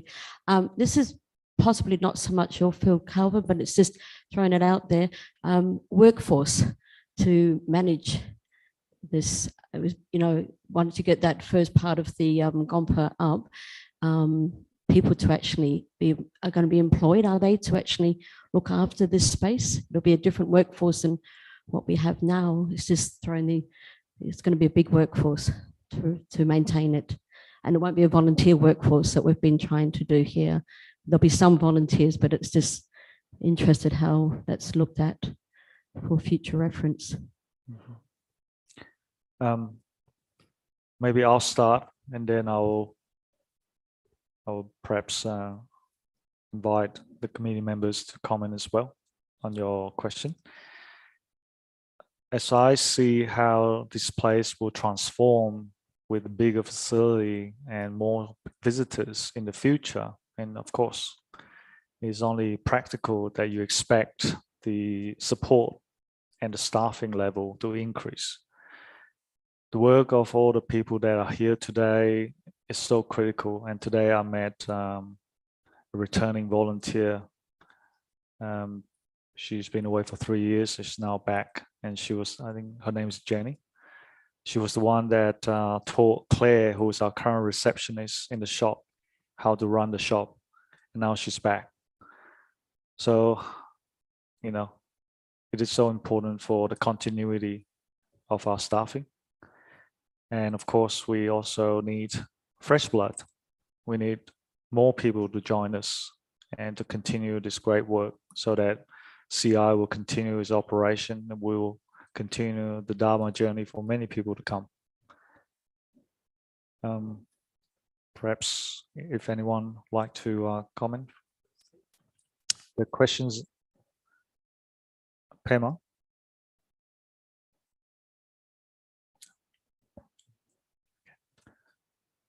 Okay, all good. Okay. I think she's disconnected. That's all right. So there's another question on Zoom here. Will there be access to the Mullany Monville Road?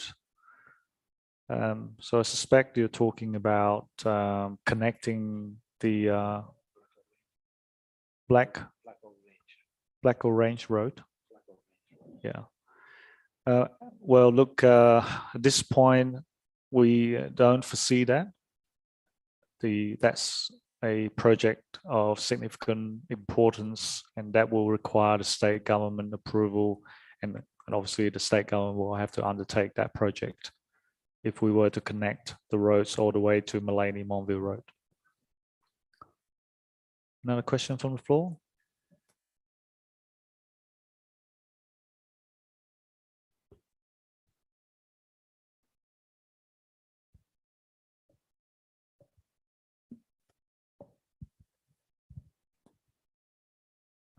First of all, thank you all very much for the work that's gone into this project so far. It seems like it has very... If you don't mind holding the mic closer, Gary. Okay. Yeah, that's Thank better. you. Thank you, everybody, for the work that's been put into this so far. It's obviously a project that has huge support across the board. I think there are many, many unanswered questions that relate to this particular project.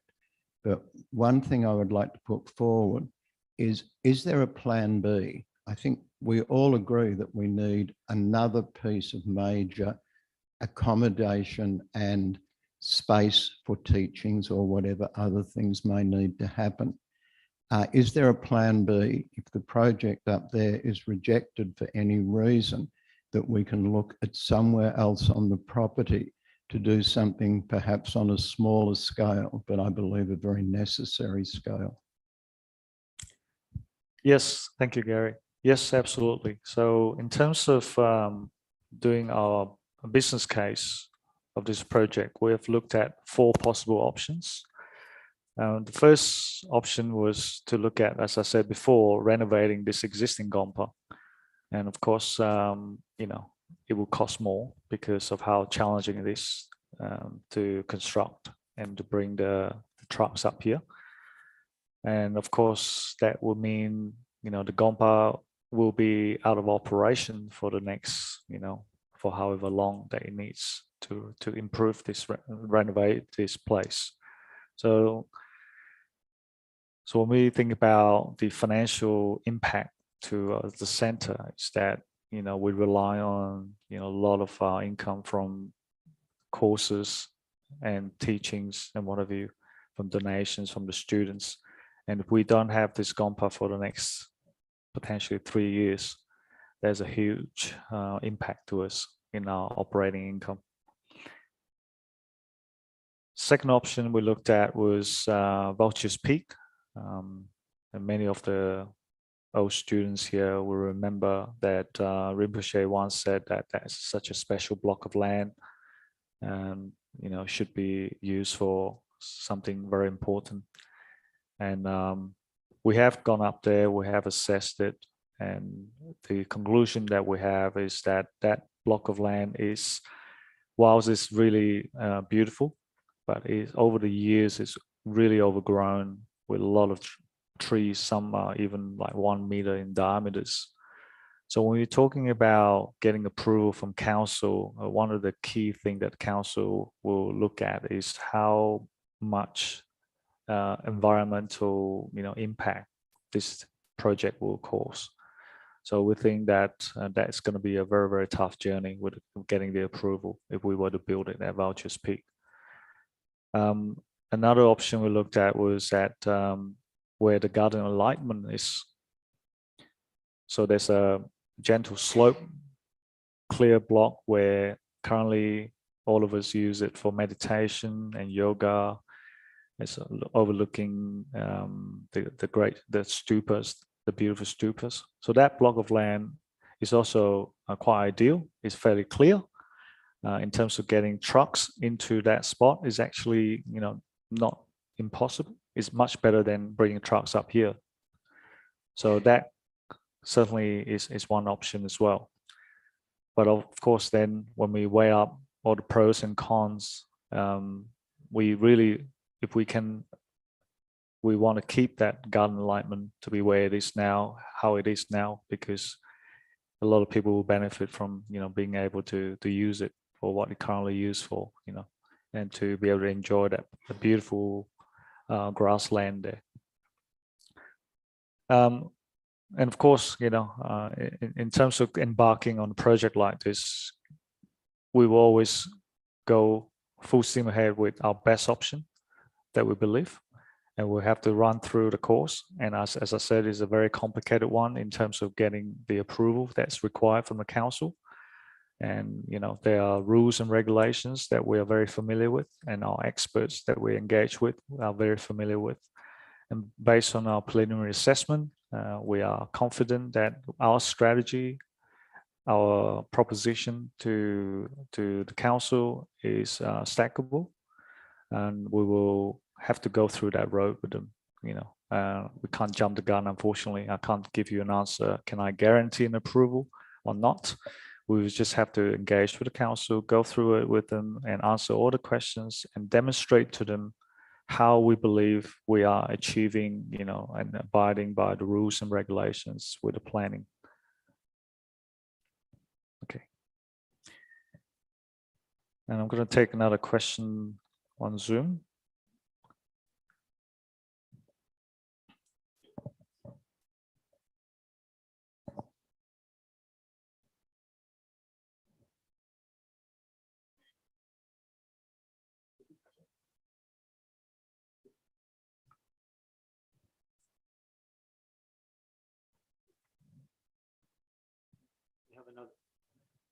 Hello. We had another question sent in from Peter Shepherd. How much priority will be given to making the project environmentally sustainable? The design and choice of materials will make a considerable difference to the size of the environmental footprint created, not only during the construction phase, but the ongoing energy requirements of the building. Will there be a target for net zero emissions or green star rating, etc.? Thank you, Peter Shepherd. Thank you, Peter. Very good question there. So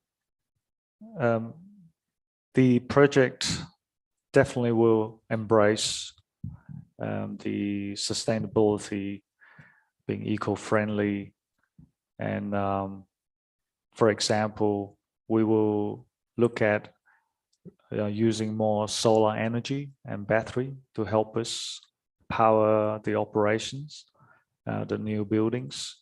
Like this one, you will see that there are solar panels installed here, and we'll definitely have to extend that to the new facility that we have.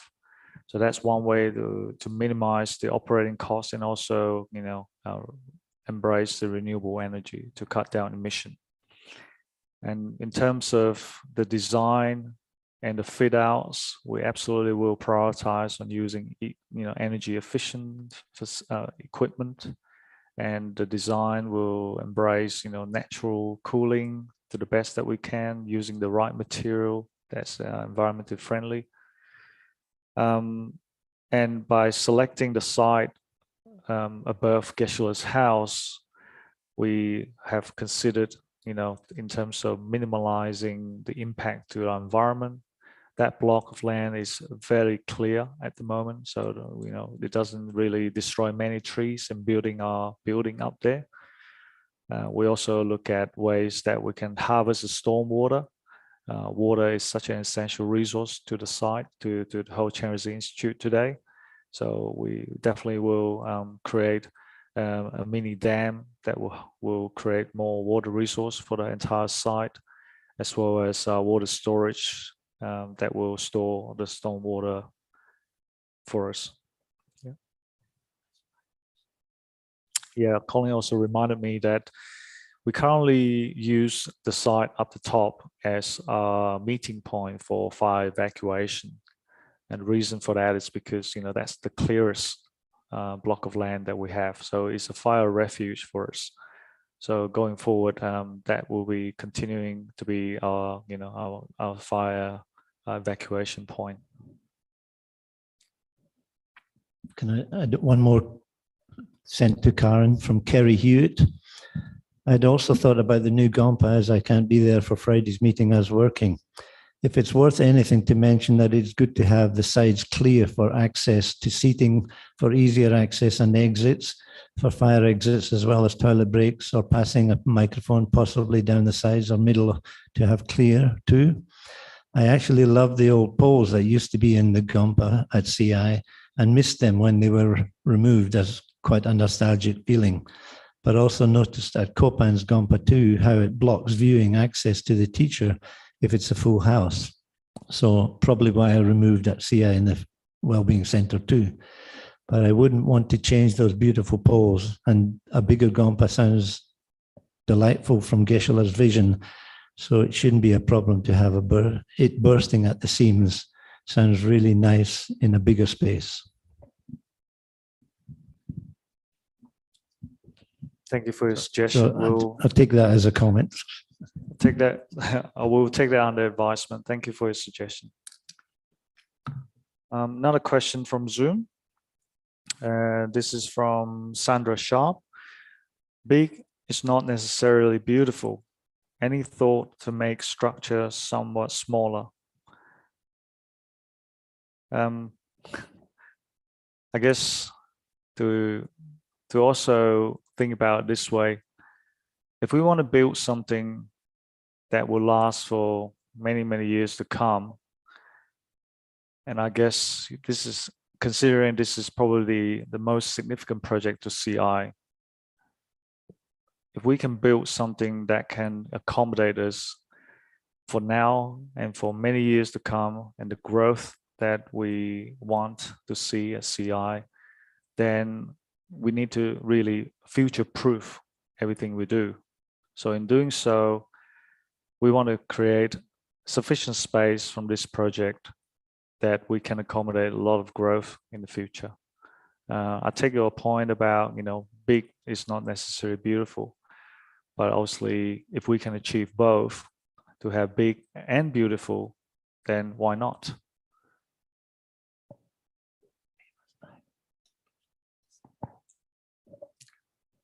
Another question from the room?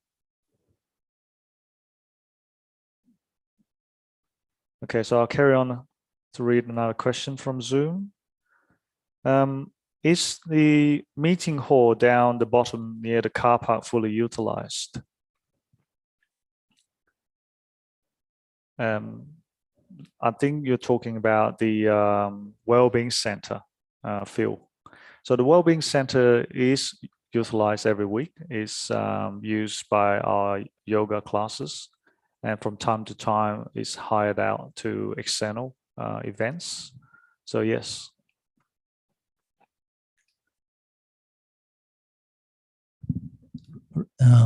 Ruby, am I right in saying that the Wellbeing Centre is also booked for like a year in advance, the weekends?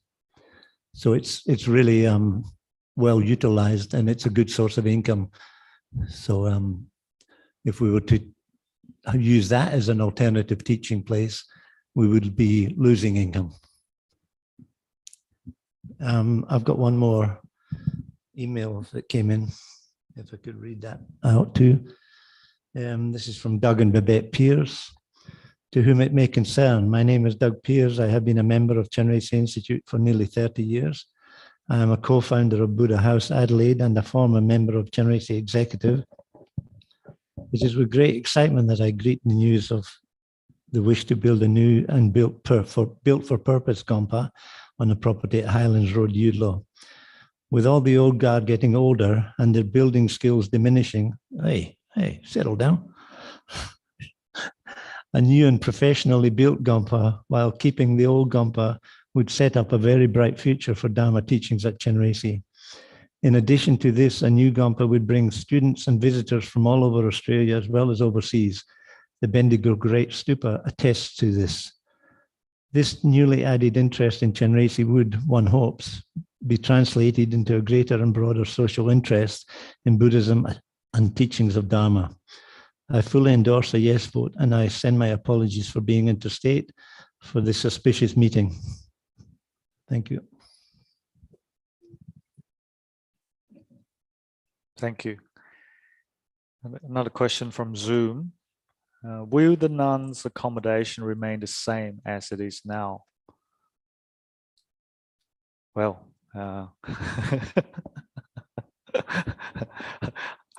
well, again, going back to my opening statement, we try to maintain our existing facility as best as we could.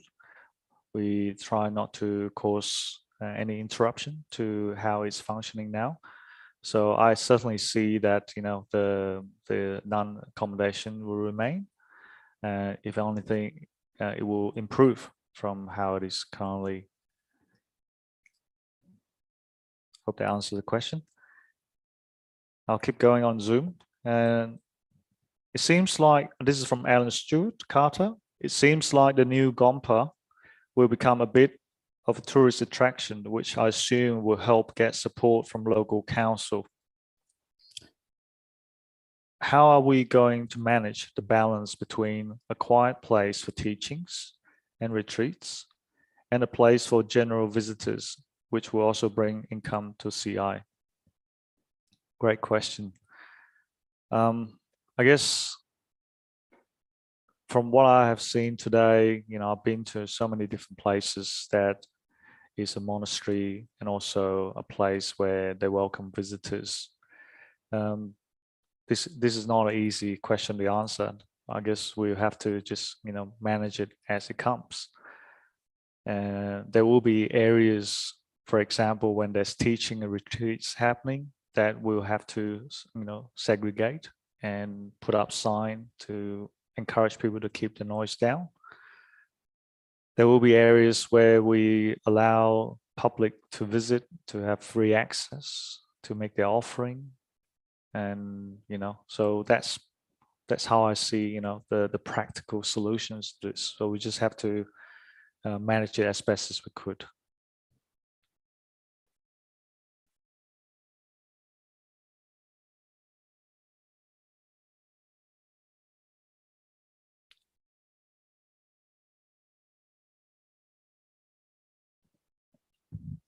It's nearly lunchtime, so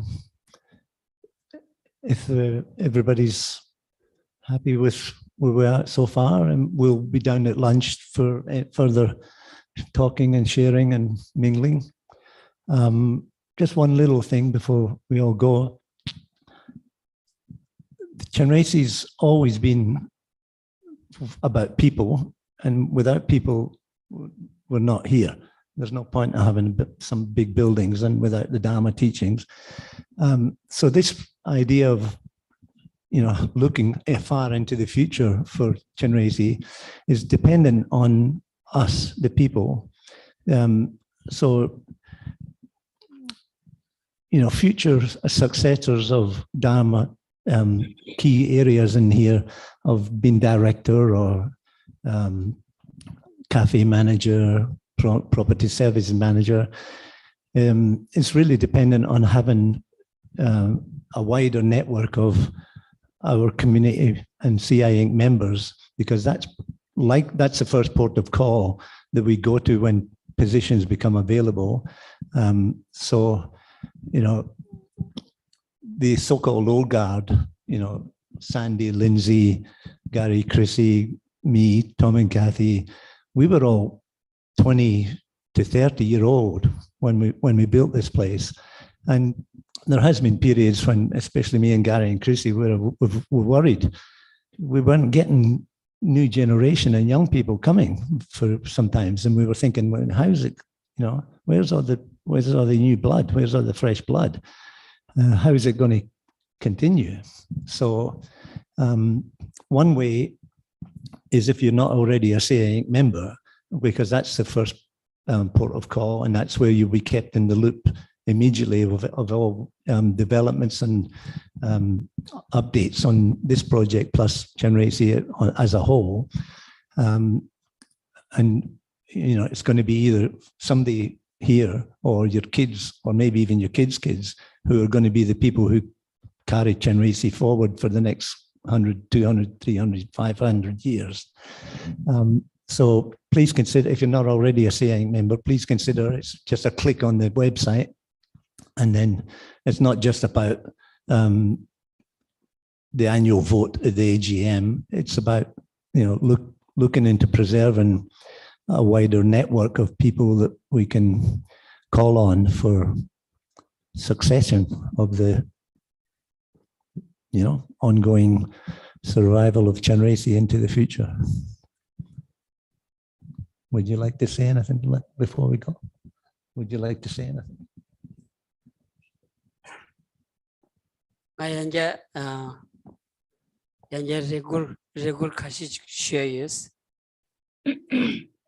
Geshe-la has a few more requests to make.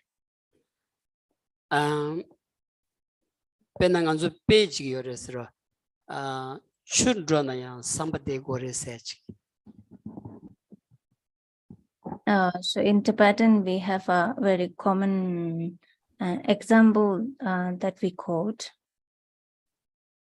In the Gompa thing, the Sajiciglia, and Gotsune, Merab Mambulaya, Degores, Dejres, Masang Rojim Bana, Ko Mesandi, such a call Pernaya, and the Lochuta Kashi Jelaya, Pern and Roding his mother, then to Dingy, Pessiomares, and Gompa singing didn't mind Bako. And the Merab and the Saja Chiglia named Degores, Gompa singing. So the common quote is that, though the river pass, the bridge remains there permanently. So likewise, the Gompa that we are going to build, that will stay forever permanently. Like though the people in Chinese Institute might change from generations to generation, people will move forward, but the Gompa will remain forever to benefit many generations to come. These are the Nanzugi, Legaching in Nandra and Lodu in Nandra, Chuzoki Karsota, member in Nandra, and Yankuri Kimzi in Nandra, Nanzu Samalogi, Gompa di Kawiport Negovachi, Imba di Tula Shani, tuji sik and di tolaya and jabjur kang tuduch narochis.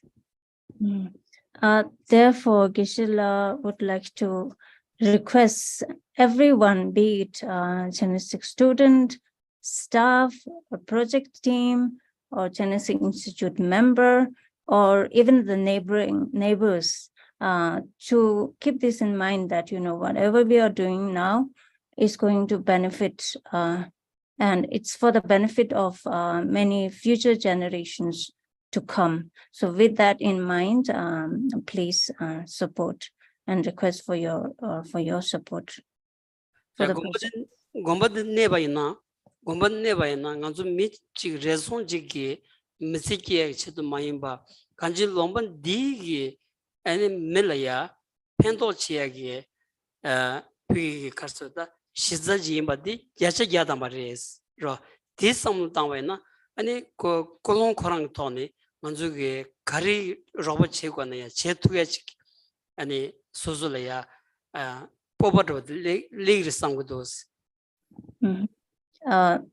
This Gompa project, it's we have to think away that this is not just for the lifetime of few of us here at the moment. It's, if you think in a broader way, that this will benefit for many people to come, especially in Australia. If we think in bigger, broader way, that so many people will come through this Gompa. So with that, having a broader perspective in mind, so then proceeding of the project will be much smoother.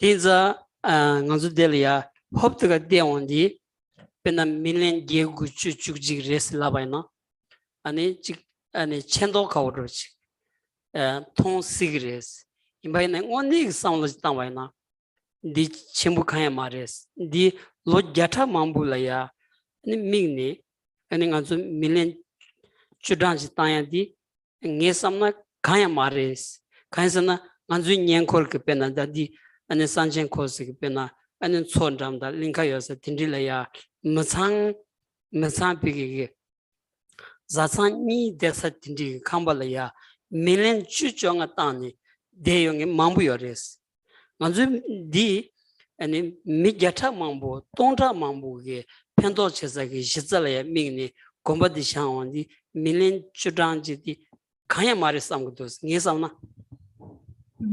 At the moment, when we talk about the project of, big project of estimated of cost of 10 to 15 million, it might sound big and huge and, something vast to achieve.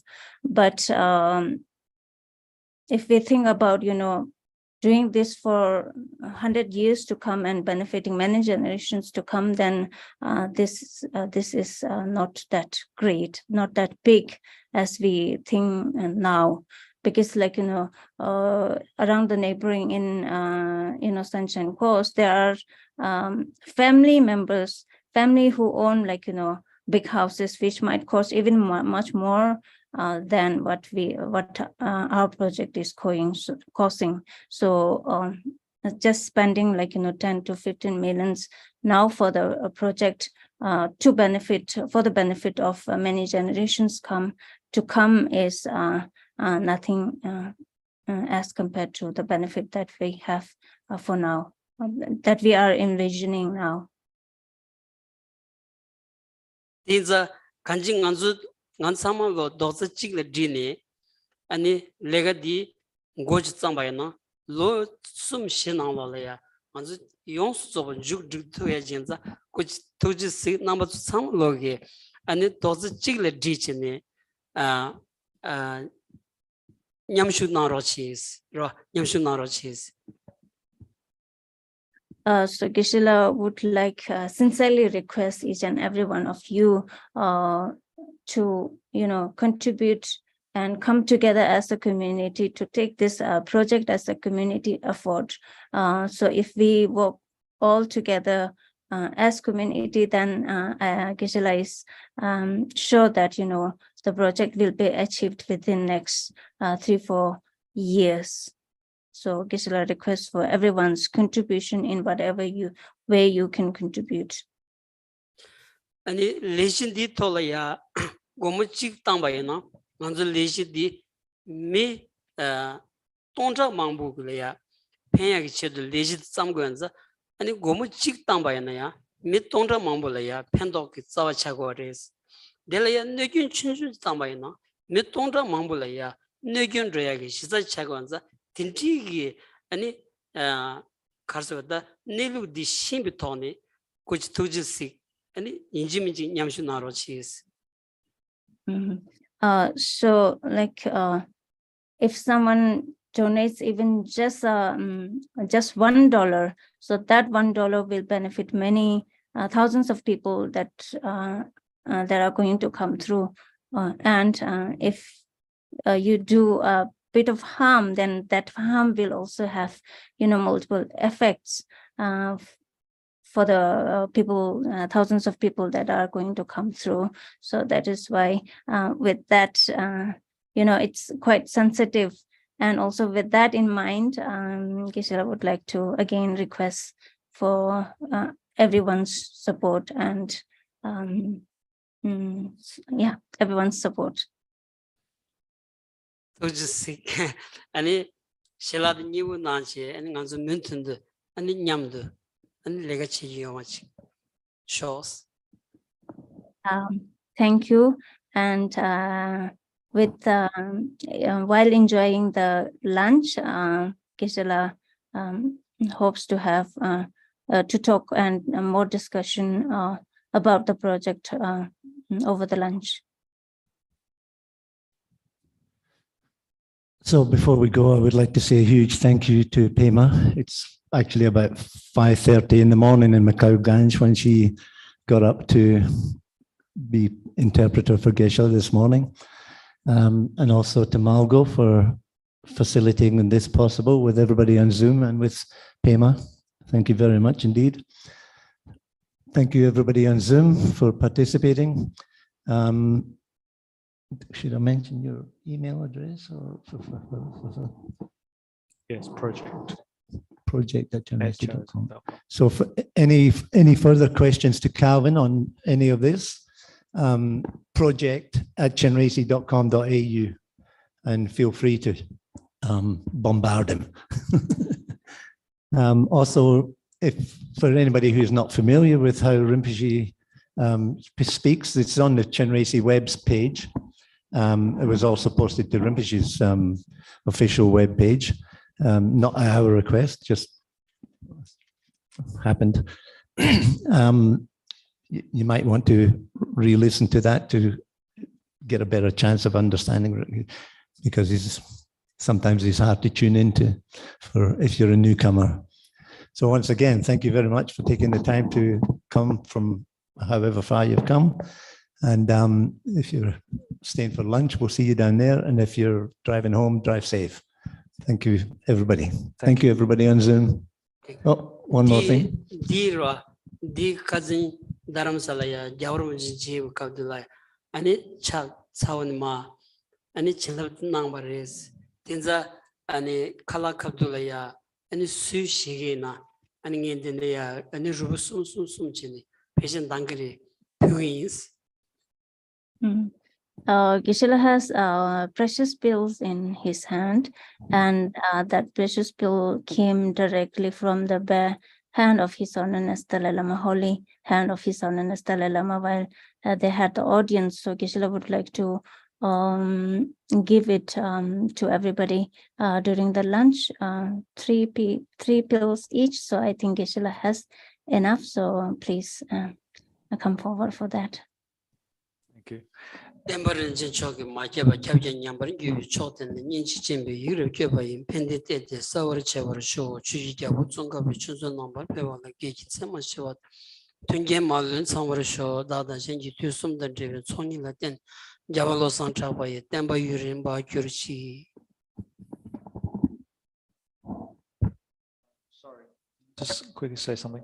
just to be kept informed of the project progress and wanting to know more about the project and also the sponsor statue program, please visit our website under the tab Future Vision, and you will find all the information there. And you also find my email to get in touch if you have any comments, any suggestions, any questions. Thank you.